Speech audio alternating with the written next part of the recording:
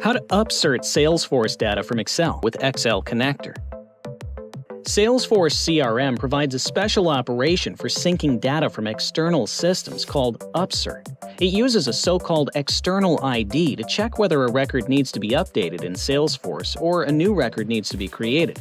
With Excel Connector, you can mass upsert records directly from your spreadsheet. In this case, we have a list of contacts, and we're going to use their email as the external ID. We update the information in these existing records, and we add some new ones at the end. Now we click Upsert. We can choose whether to upsert all rows or only selected ones. In this dialog box, we need to check that our Excel columns are correctly mapped to the corresponding Salesforce fields, and also specify which of the columns in your Excel data holds the external IDs. Finally, we click Upsert.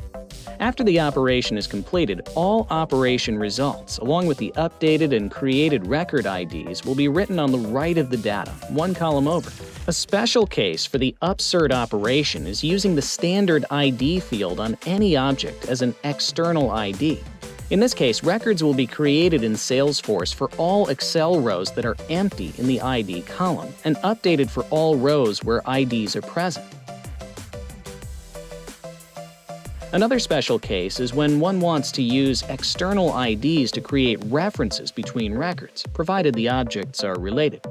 In this use case, you can have a column of the parent object external IDs when loading child records, and this column can be mapped to an external ID field on the parent object.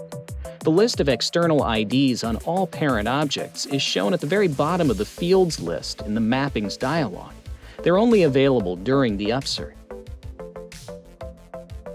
Watch the complete series of Excel Connector tutorial videos to unlock the full potential of your data management.